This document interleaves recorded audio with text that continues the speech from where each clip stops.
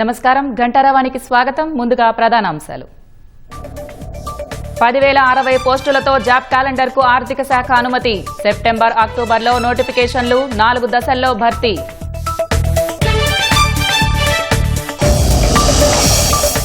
రాజకీయ చెత్తను కడిగేయాల్సిన టైం వచ్చిందన్న సీఎం. ఎన్నికల్లో ధన ప్రవాహం లేకుండా చేద్దామని ప్రజలకు పిలుపు.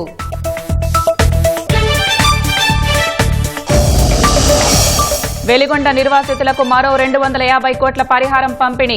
ఈ నెల 31న జాతికి అంకితం చేస్తామన్న మంత్రి నిమ్మల.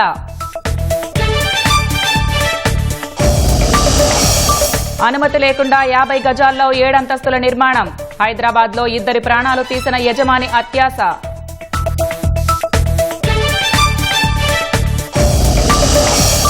వందే మాతరంపై కాంగ్రెస్ నిర్ణయాన్ని ఖండిస్తూ బీజేపీ తీర్మానం. అన్ని చరణాలు వ్యాప్తి చేసేలా భారీ ప్రచారానికి నిర్ణయం.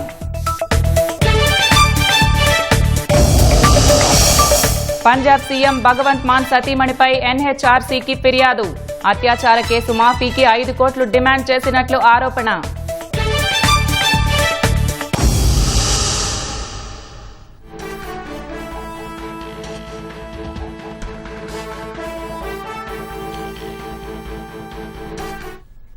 నిరుద్యోగులకు కూటమి ప్రభుత్వం తీపి కబురు అందించింది. 10,060 పోస్టులతో జాబ్ క్యాలెండర్ విడుదలకు ఆర్థిక శాఖ గ్రీన్ సిగ్నల్ ఇచ్చింది. మరింత సమాచారం మా ప్రతినిధి కూర్మరాజును అడిగి తెలుసుకుందాం. కూర్మరాజు, చెప్పండి, జాబ్ క్యాలెండర్లో ఏ శాఖల్లో ఎన్ని పోస్టులున్నాయి? ప్రసన్న, మొత్తం 10,060 పోస్టులని ఈ జాబ్ క్యాలెండర్ ద్వారానేమో భర్తీ చేయడానికి ఆర్థిక శాఖ అనుమతించింది. ఇందులోని 149 గ్రూప్ 1 పోస్టులు ఉన్నాయి. అలాగే మిగిలిన ఎక్సైజ్ కానిస్టేబుల్ సివిల్, అలాగే ఎక్సైజ్ ఎస్ఐలు, ఎక్సైజ్ అసిస్టెంట్ కమిషనర్లు, ఆర్మీ రిజర్వ్ కానిస్టేబుల్స్, జైళ్ల శాఖలో వార్డర్లు, ఇవన్నీ కూడాను ఈ కానిస్టేబుల్ స్థాయి ఉద్యోగాలు కూడాను భారీ 500 నుంచి 1000 వరకు ఇవి వరుసగా కనిపిస్తున్నాయి. అలాగే ఎన్పీడీఓలు,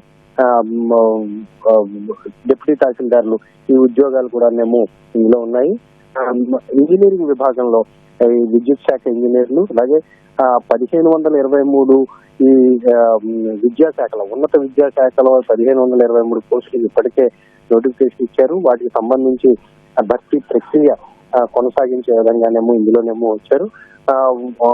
సెప్టెంబర్ 15వ తారీఖుని, అక్టోబర్ 15వ తారీఖుని వరుసగా 4 దశల్లో 4 ప్రక్రియల్లో 4 ఫేజుల్లోనేమో వీటిని భర్తీ చేస్తామనేమో భర్తీ చేసేందుకు ఆర్థిక శాఖ ఏమో అందులో ఆ క్యాలెండర్ లోనేమో సవివరంగా ఏ పోస్టులు ఏ శాఖలో ఎన్ని ఉన్నాయి అన్నది వివరంగా అందులో చెప్పింది. ఇది ఆయా ఏజెన్సీలు, అంటే ఏపీపీఎస్సీ ద్వారా అయితే ఏపీపీఎస్సీ, లేదంటే ప్రత్యేకమైన వ్యవస్థ అయితే డిఎస్సీ అయితే డిఎస్సీ ద్వారాను వీటిని భర్తీ చేయడానికి ఏమో ఉన్నాయి. అలాగే 1550కి పైగా పోస్టులు కూడానేమో 4వ దశలో ఈ స్కూల్ అసిస్టెంట్లు, అలాగే విద్యాశాఖలోని ఉపాధ్యాయ పోస్టులను కూడానేమో ఇందులో ఈ జాబ్ క్యాలెండర్ లో పొందుపరచడం జరిగింది. వీటన్నిటిని భర్తీ చేయడానికి ఆర్థిక శాఖ ఇవాళ పీయూష్ కుమార్ ఏమో ఈ రోజు ఉత్తర్వులు ఇవ్వడం జరిగింది. ధన్యవాదాలు కూర్మరాజు.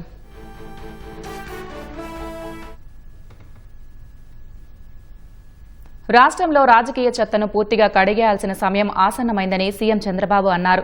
ఎన్నికల్లో ధన ప్రవాహం లేకుండా చేద్దామని పిలుపునిచ్చారు. సెప్టెంబర్ మొదటి వారంలో అనకాపల్లి జిల్లాకు గోదావరి జలాలు తరలిస్తామన్న సీఎం గూగుల్ డేటా సెంటర్ ప్రారంభం కాకుండానే నీటి కొరతంటూ దుష్ప్రచారం చేస్తున్నారని మండిపడ్డారు. మెగా డీఎస్సీలో క్రీడా కోటాపై వైసీపీ ఆరోపణల్ని తిప్పికొట్టారు.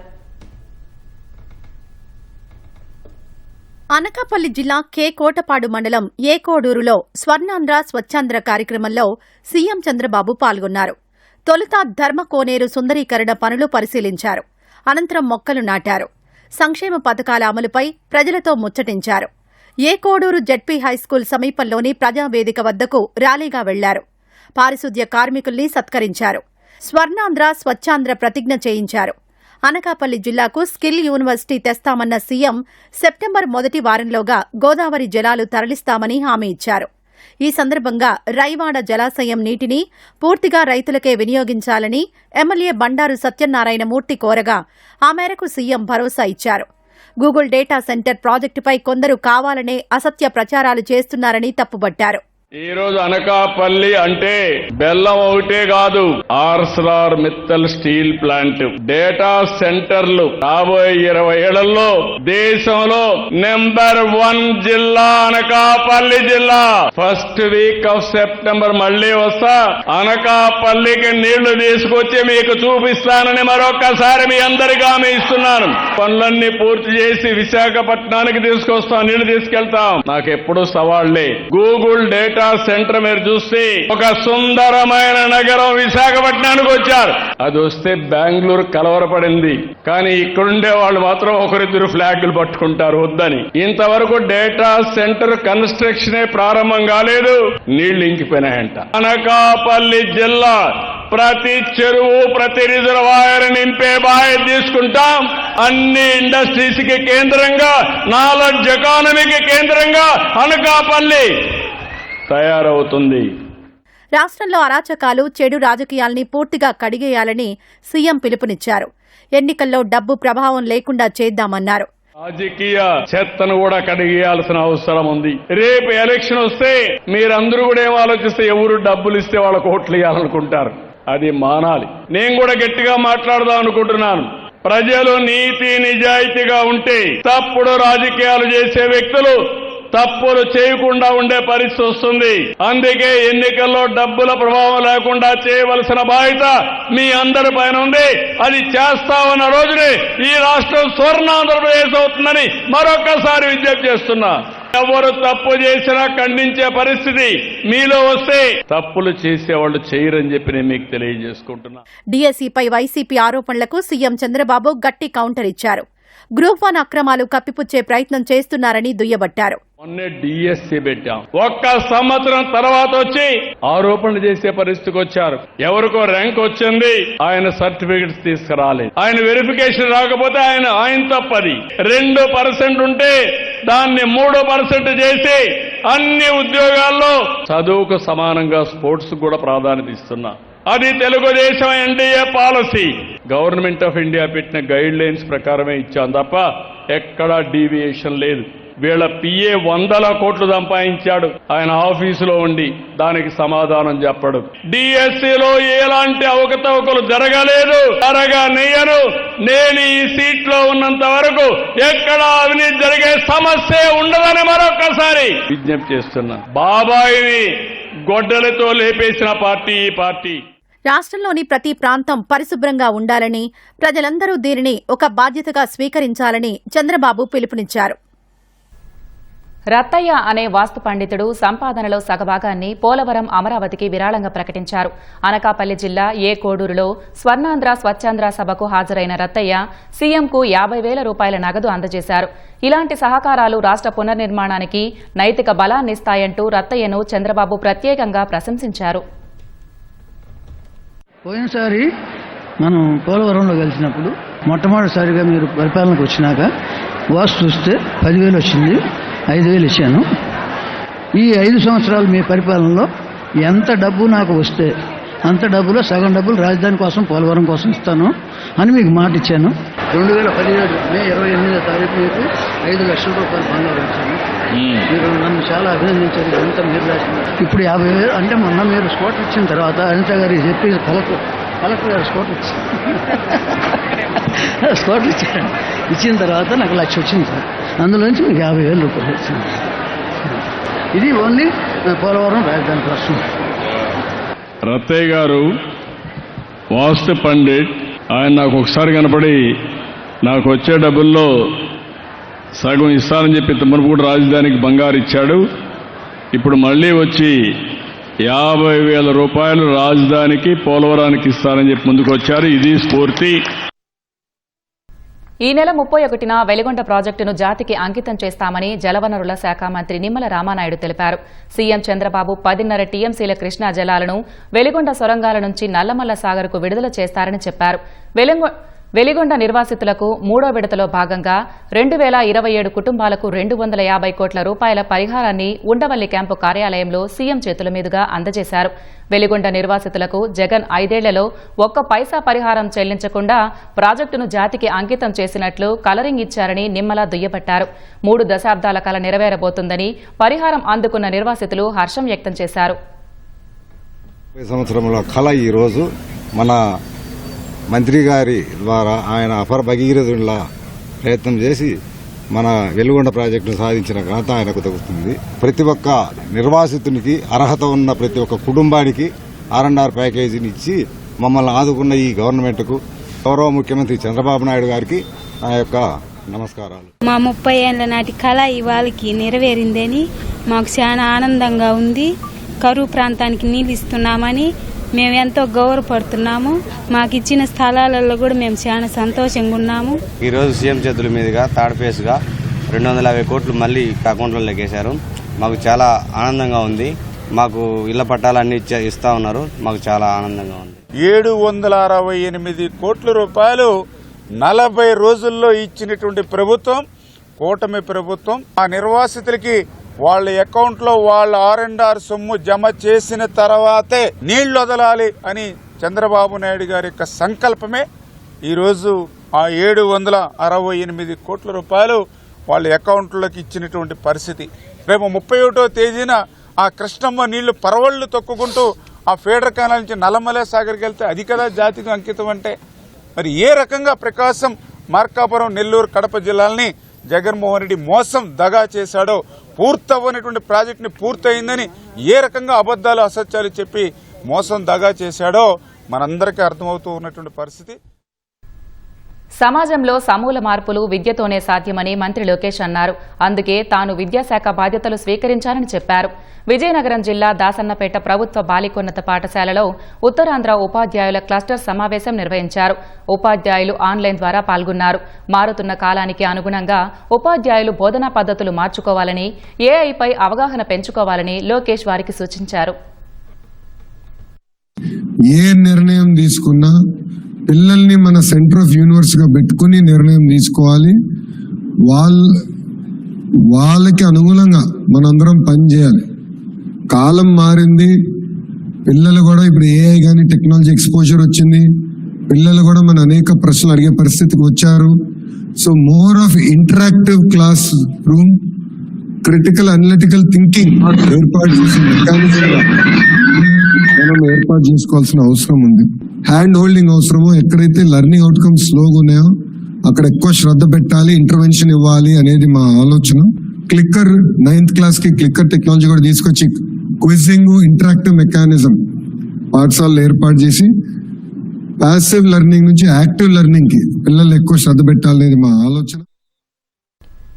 బ్రిక్స్ దేశాల క్రీడా మంత్రులు విశాఖ జిల్లా బౌద్ధ పర్యాటకాన్ని ఆస్వాదించారు. బ్రిక్స్ దేశాల క్రీడా మంత్రుల సదస్సులో భాగంగా ప్రముఖ పర్యాటక ప్రాంతం తొట్లకొండలోని బౌద్ధ క్షేత్రాన్ని సందర్శించారు. కేంద్ర క్రీడా శాఖ మంత్రి మన్సుఖ్ మాండవీయాతో పాటు బ్రిక్స్ దేశాల మంత్రులు, ప్రతినిధులు అక్కడ మొక్కలు నాటారు. మహాస్తూపం, బావులు, పాకశాల, ధ్యాన కేంద్రాలను పరిశీలించారు. విదేశీ ప్రతినిధులకు తొట్లకొండలోని పురావస్తు అవశేషాలు, అప్పటి బౌద్ధ జీవన విధానానికి సంబంధించిన విశేషాలను అధికారులు వివరించారు. साइट की विजिट करी बहुत अप्रिशिएट करा सभी ने देखा. इंडिया की हेरिटेज साइट दुनिया के लिए महत्वपूर्ण है. Buddhist heritage site is also important not only for our nation but for world. Pithapuram Panchayati Raj AE Nookaraju భార్య మీనా మృతదేహం లభ్యమైంది. ధవళేశ్వరం బ్యారేజ్ దిగువన 30 కిలోమీటర్ల దూరంలోని ఆలమూరు మండలం మూలస్థాన అగ్రహారం వద్ద మృతదేహాన్ని పోలీసులు గుర్తించారు. నూకరాజు కుమార్తె సౌజన్యను rifle shooting coach Sadiq Khan వేధిస్తున్నాడనే కారణంతో రాజమండ్రి బ్రిడ్జిపై నుంచి నూకరాజు కుటుంబం దూకి ఆత్మహత్య చేసుకుంది. నూకరాజు, ఆయన కుమార్తె సౌజన్య మృతదేహాలు ఇప్పటికే లభ్యమవగా దాదాపు 6 రోజుల తర్వాత ఆయన భార్య మీనా శవమై తేలింది. మరోవైపు ఈ కేసులో ప్రధాన నిందితుడు సాదిక్ ను ఢిల్లీలో అదుపులోకి తీసుకున్న పోలీసులు ఆదివారం కాకినాడ తీసుకురానున్నట్లు తెలుస్తోంది. శ్రీ వెంకటేశ్వర భక్తి ఛానల్ శ్రీవారి వైభవాన్ని భక్తులకు చేరువ చేసే ఉన్నత మాధ్యమమని ఎస్వీబీసీ చైర్మన్ శ్రీధర్ వర్మ తెలిపారు. ఎస్వీబీసీ నూతన చైర్మన్ గా తిరుపతిలోని కార్యాలయంలో బాధ్యతలు చేపట్టారు. ఈ కార్యక్రమంలో ఎన్టీఆర్ కుటుంబ సభ్యులు, టీడీపీ నాయకులు పాల్గొన్నారు. ఎన్టీఆర్ హయాంలో తన తండ్రి రామచంద్రరాజుకు వెంకన్నస్వామి సేవ చేసుకునే అదృష్టం దక్కిందన్న శ్రీధర్ వర్మ ఇప్పుడు తనకు అవకాశం ఇచ్చినందుకు సీఎం, డిప్యూటీ సీఎంలకు ధన్యవాదాలు తెలిపారు.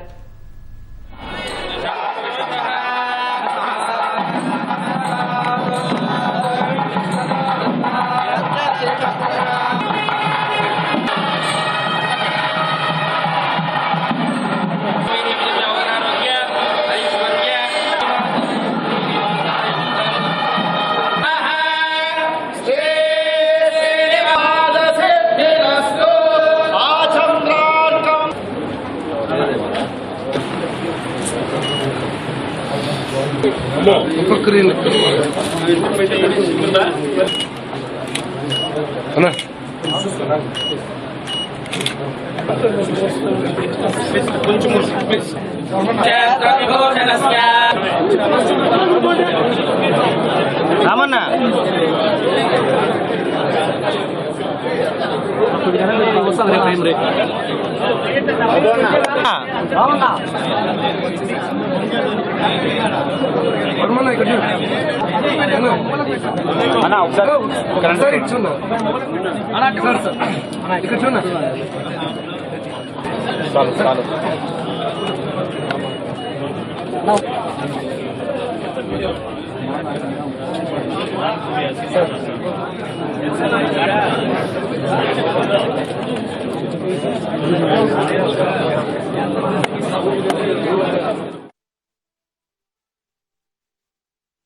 ఈ పదవి వచ్చినందుకు ఎన్ని జన్మలు ఎత్తినా ఈ పుణ్యం రాదనేది నాకు అనిపిస్తున్నది. ఎందుకంటే ఆ దేవదేవుడు సన్నిధిలో సేవ చేసుకునే భాగ్యం కోట్లాది మందితో పాటు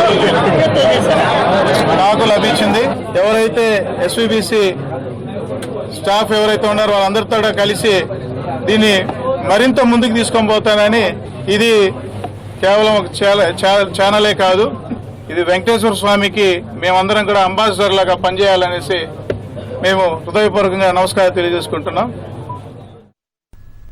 వందే మాతరం గేయంలోని కేవలం 2 చరణాలను మాత్రమే పాడాలన్న కాంగ్రెస్ నిర్ణయాన్ని తీవ్రంగా ఖండిస్తూ బీజేపీ ఓ తీర్మానాన్ని ఆమోదించింది. రాజకీయ ప్రయోజనాల కోసం లేదా బుజ్జగింపుల కోసం జాతీయ గేయం గౌరవం విషయంలో ఎలాంటి రాజీని అంగీకరించబోమని స్పష్టం చేసింది.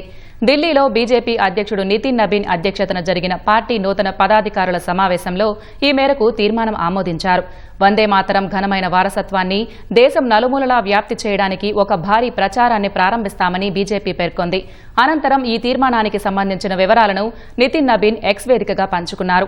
వందే మాతరాన్ని స్వచ్ఛమైన జాతీయ భావానికి, సామ్రాజ్యవాద వ్యతిరేక నినాదంగా అభివర్ణించిన మహాత్మాగాంధీ ప్రకటనను పెద్ద ఎత్తున ప్రజల్లోకి తీసుకువెళ్తామని ఆయన పేర్కొన్నారు. 6 చరణాలతో కూడిన సంపూర్ణ జాతీయ గేయాన్ని, వందే మాతరంతో ముడిపడిన దేశ స్వాతంత్ర పోరాట జ్ఞాపకాలను యువత అర్థం చేసుకునేలా అవగాహన కార్యక్రమాలు చేపడతామని నబీన్ వివరించారు. పంజాబ్ ముఖ్యమంత్రి భగవంత్ మాన్ సతీమణి గుర్ప్రీత్ కౌర్పై వచ్చిన ఆరోపణలు కలకలం రేపుతున్నాయి. అత్యాచార కేసును మాఫీ చేసేందుకు ఆమె 5 కోట్ల రూపాయలు డిమాండ్ చేసినట్లు జాతీయ మానవ హక్కుల కమిషన్కు ఫిర్యాదు అందింది. పంజాబ్, హర్యానా హైకోర్టు మాజీ న్యాయమూర్తి జస్టిస్ రందీప్ సింగ్ ఎన్హెచ్ఆర్సీకి ఈ ఫిర్యాదు చేసినట్లు కమిషన్ సభ్యుడు ప్రియాంక కనోంగో వెల్లడించారు. ఈ వ్యవహారంపై విచారణ జరపాలని ఎన్హెచ్ఆర్సీ పంజాబ్ ప్రభుత్వ ప్రధాన కార్యదర్శి డీజీపీని ఆదేశించినట్లు ఆయన వివరించారు. ఈ కేసులో ఎలాంటి చర్యలు తీసుకున్నారో 2 వారాల్లోగా తెలియజేయాలని ఇద్దరిని ఆదేశించినట్లు పేర్కొన్నారు. పంజాబ్ సీఎం సతీమణిపై వచ్చిన ఆరోపణలను కేంద్ర హోంశాఖ దృష్టికి ఎన్హెచ్ఆర్సీ తీసుకెళ్లిందని ప్రియాంక తెలిపారు. పంజాబ్ ప్రభుత్వ ప్రధాన కార్యదర్శి డీజీపీ నుంచి నివేదిక అందిన తర్వాత తాము తదుపరి చర్యలు తీసుకుంటామని ఎన్హెచ్ఆర్సీ సభ్యుడు చెప్పారు. ఈ విషయంలో ఉన్నతాధికారులు చట్ట ప్రకారం వ్యవహరించకపోతే వారిపై చర్యలు తీసుకుంటామని హెచ్చరించారు.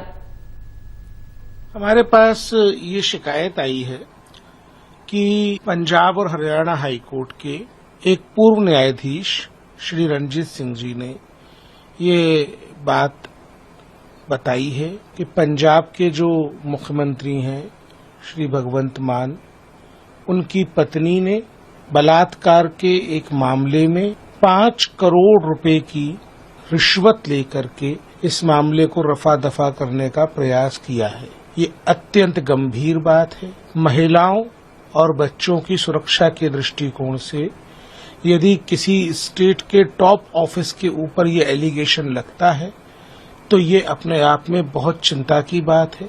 हमने पंजाब के चीफ सेक्रेटरी और डीजीपी को डायरेक्शंस दिए हैं कि इस मामले में जांच करें। హైదరాబాద్ గచ్చిబౌలి ఓ భవన యజమాని అత్యాస ఇద్దరు ప్రాణాలు తీసింది. 50 గజాల్లో అనుమతులు లేకుండా నిర్మించిన 7 అంతస్తుల భవనం కుప్పకూలింది. భవన యజమానిపై చట్టపరమైన చర్యలు తీసుకుంటామని అధికారులు స్పష్టం చేశారు. గచ్చిబౌలిలోని అంజయ్య నగర్లో ఘోర ప్రమాదం చోటు చేసుకుంది. నాలా పక్కనే 50 గజాల స్థలంలో ఇటీవలే నిర్మాణం పూర్తయిన 7 అంతస్తుల భవనం కుప్పకూలింది. ఈ ఘటనలో 2 మృతి చెందారు. భవన శిథిలాల కింద నుంచి 2 మృతదేహాలను రెస్క్యూ సిబ్బంది వెలికితీశారు. మృతులు మధ్యప్రదేశ్కు చెందిన ఉమేష్ కారే, మోపత్గా గుర్తించారు. వీరిద్దరూ కొండాపూర్లో ఉంటూ టైల్స్ కార్మికులుగా పనిచేస్తున్నారు. నిర్మాణం పూర్తయి అద్దెలకిచ్చేందుకు సిద్దంగా ఉన్న ఈ భవనం అకస్మాత్తుగా కుప్పకూలి పక్కనున్న అపార్ట్మెంట్పై శిథిలాలు పడగా ఆ భవనం గోడలు ధ్వంసమయ్యాయి. ఫ్లాట్లలోని సామాగ్రి దెబ్బతింది. భవనం కూలడంతో పక్కనే ఉన్న హాస్టల్లోని విద్యార్థులు భయంతో బయటకు పరుగులు తీశారు.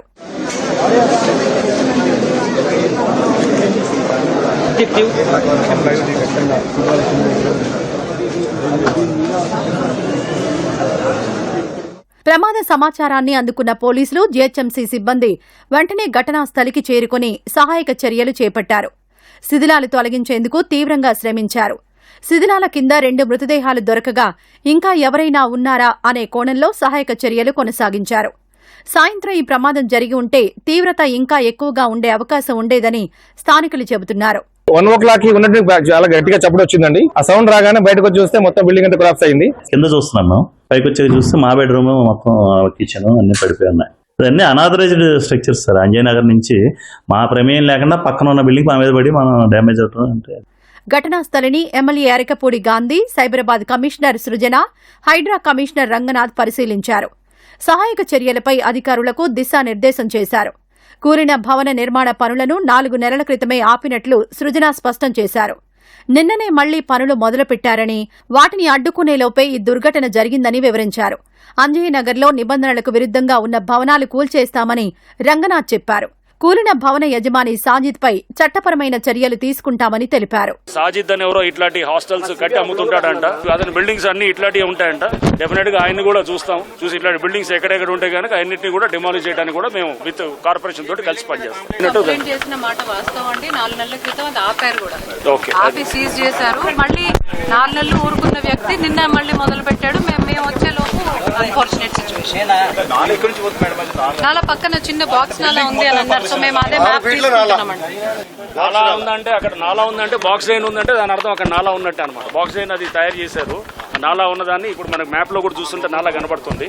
దాన్ని మెల్లిగా వాళ్ళు ఎంకరేజ్ చేసి దాన్ని బాక్స్ డ్రైన్ చేశారు. ఈ బిల్డింగ్లన్నీ కూడా చూస్తున్నాము. ఈ హాస్టల్స్ అన్ని కూడా ఇట్లా మష్రూమింగ్ ఆఫ్ హాస్టల్స్ ఇవన్నీ రావడానికి సగం కారణం ఇట్లాంటి అనాథరైజ్ గా ఒక 6 అంతస్తులు 7 అంతస్తులు ఇష్టమైనట్టు కడుతూ పోవటం. ఇవన్నిటి కూడా డెఫినెట్ గా మేము ఇట్లాంటి వాటిల్ని ఖచ్చితంగా డిమాలిష్ చేయడానికి చేస్తాం. సరైన ప్రమాణాలు పాటించకుండా తక్కువ స్థలం వ్యవధిలో నిర్మించడం వల్లే భవనం కుప్పకూలినట్లు ప్రాథమికంగా తెలుస్తోంది. ఎన్టీఆర్ జిల్లా జి కొండూరు మండలం కట్టుబడిపాలెం వద్ద పెద్ద ప్రమాదం తప్పింది. ప్రైవేటు పాఠశాల బస్సు అదుపు తప్పి రోడ్డు పక్కనే ఉన్న తారకరామ ఎత్తిపోతల పథకం కాలువలో బోల్తా పడింది. 40 మంది విద్యార్థులతో బస్సు ఇబ్రహీంపట్నం నుంచి కవులూరు వెళ్తుండగా ఈ దుర్ఘటన జరిగింది. అదృష్టవశాత్తు కాలువలో నీళ్లు తక్కువగా ఉండడంతో విద్యార్థులు సురక్షితంగా బయటపడ్డారు. స్వల్పంగా గాయపడిన 3 పిల్లలను విజయవాడ ఆసుపత్రికి తరలించారు. జి కొండూరు పోలీసులు ఘటనా స్థలిని పరిశీలించారు.